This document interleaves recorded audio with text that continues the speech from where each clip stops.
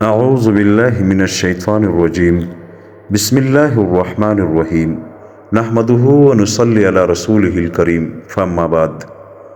دوستو، شیطان انسان کا اصلی دشمن ہے، یعنی آدم علیہ السلام سے لے کر آخر انسان تک۔ جب تک یہ دنیا قائم ہے شیطان انسانوں کا دشمن ہے، چاہے وہ انسان مسلمان ہو یا کافر۔ جب تک شیطان کی محنت ہوتی ہے، جب تک انسان کو اپنے ساتھ جہنم نہ لے جائے، شیطان اس کا پیچھا نہیں چھوڑتا۔ حضرت ولید بن مسلم رحمۃ اللہ علیہ فرماتے ہیں، ایک آدمی نے ایک درخت میں سے کچھ حرکت سنی اور بات کرنا چاہی تو اس نے کچھ جواب نہ دیا، تو اس نے آیت الکرسی کو پڑھا تو اس کے پاس ایک شیطان اترا، تو اس نے پوچھا، ہمارے ایک بیمار ہے، ہم اس کا علاج کس چیز سے کریں؟ شیطان نے کہا، اس چیز سے جس سے تم مجھے درخت سے اتارے، یعنی آیت الکرسی کا۔ شیطان نے بتا دیا کہ تم نے آیت الکرسی پڑھی اور میں شیطان یعنی درخت سے نیچے گر گیا، تو تم اپنے بیمار کا شفا بھی اسی آیت الکرسی سے کرو۔ دوستو، آیت الکرسی بہت ہی بابرکت والی آیت ہے قرآن مجید کی۔ نبی کریم صلی اللہ علیہ وآلہ وسلم فرماتے ہیں کہ جس گھر میں کوئی آیت الکرسی پڑھا جائے، اس گھر سے شیطان بھاگ کر نکل جاتا ہے۔ حضرت ابو ہریرہ رضی اللہ عنہ سے روایت ہے کہ جناب رسول اللہ صلی اللہ علیہ وآلہ وسلم نے فرمایا، اپنے گھروں کو قبریں مت بناؤ۔ وہ گھر جس میں سورہ بقرہ کی تلاوت ہوتی ہے، اس میں شیطان داخل نہیں ہوتا۔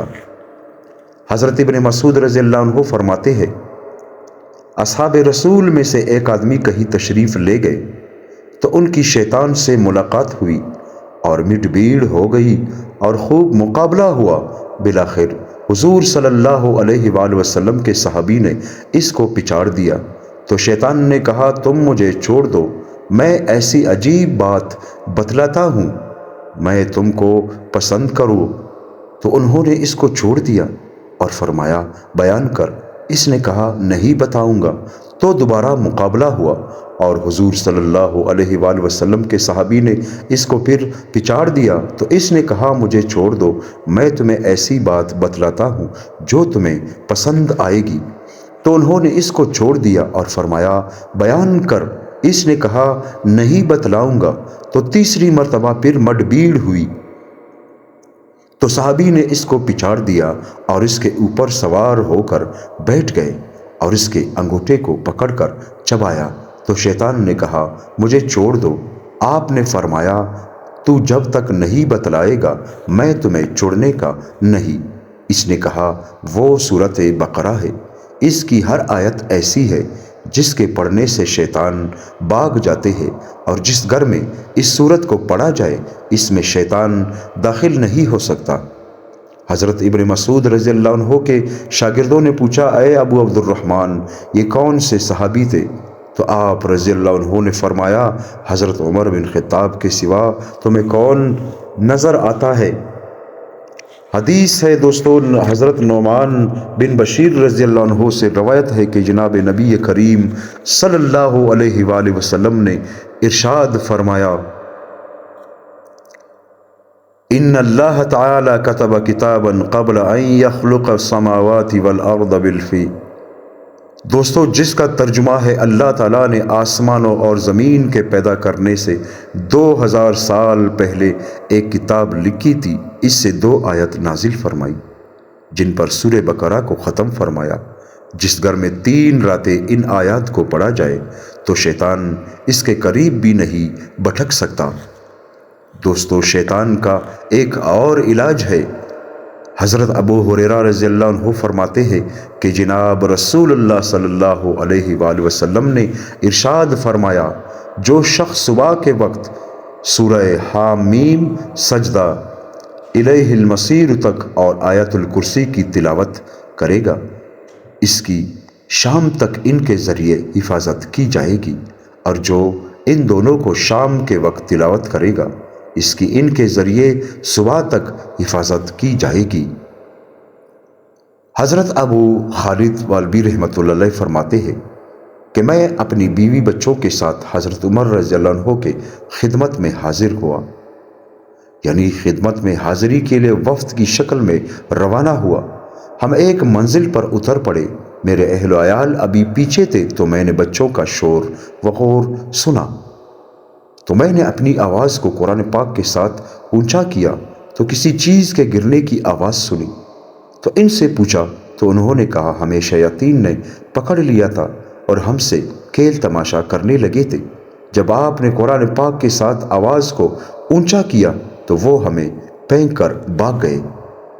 حضرت ابو ہریرہ رضی اللہ عنہ سے روایت ہے کہ جناب نبی کریم صلی اللہ علیہ وآلہ وسلم نے ارشاد فرمایا،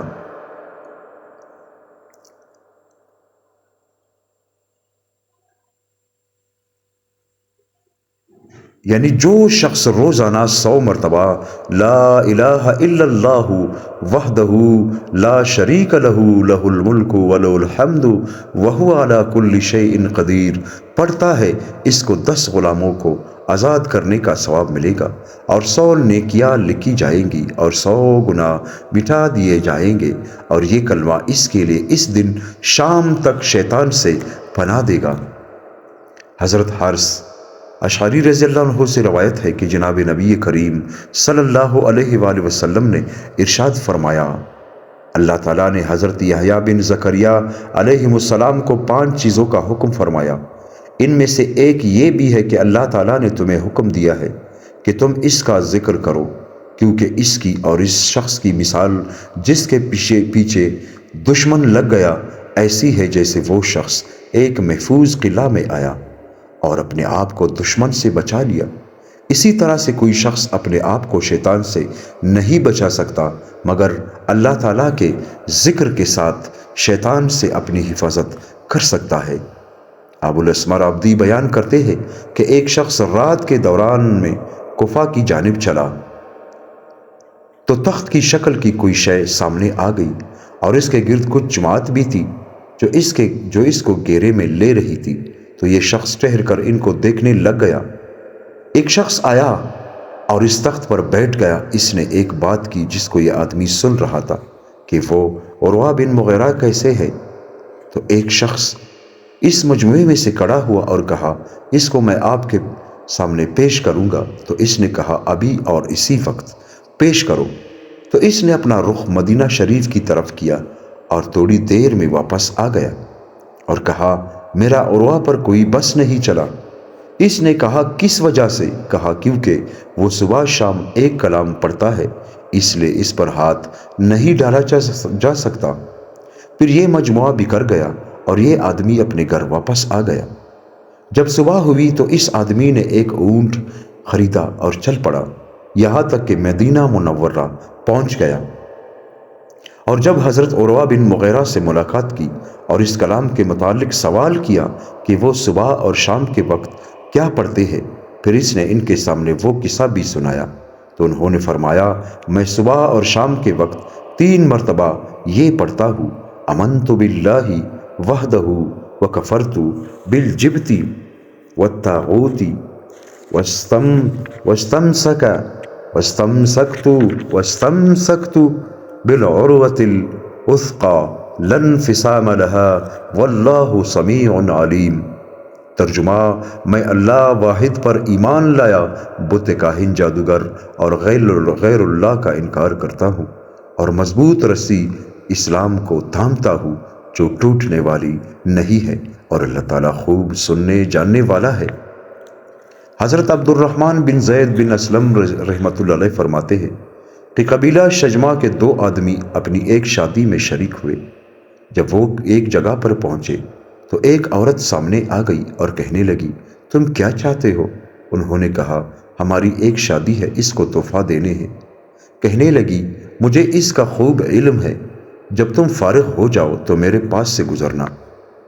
جب وہ فارغ ہو گئے تو اس کے پاس سے گزرے۔ اس نے کہا میں تمہارے پیچھے چلوں گی، تو انہوں نے 2 اونٹوں میں سے ایک پر اس کو سوار کر لیا اور دوسرے کو اس کے پیچھے چلاتے رہے، یہاں تک کہ یہ ریت کے ایک ٹھیلے پر جا پہنچے۔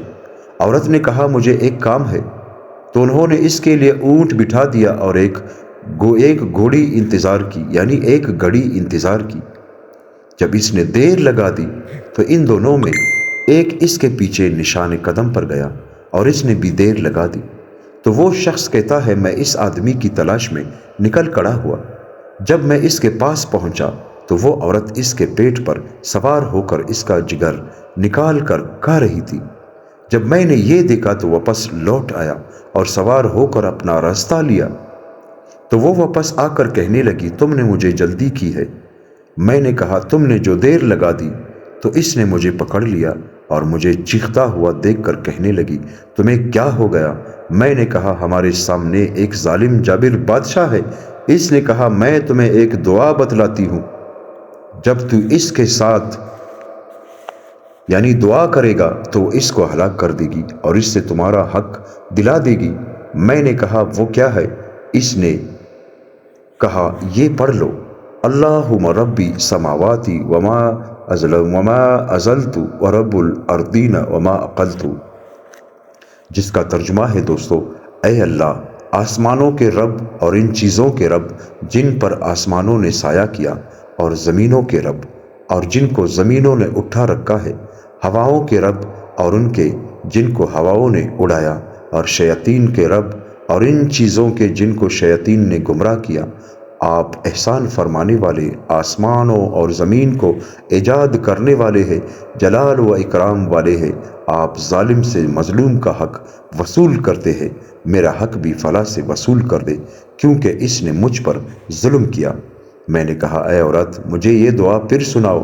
جب اس عورت نے دعا یاد کر لی تو اسی ڈائن عورت کے خلاف ہی مانگی اور یوں کہا اللہم انہا ظلمتنی واکلت آخی، ترجمہ اے اللہ اسی نے مجھ پر ظلم کیا ہے اور میرا بھائی کھا گئی ہے۔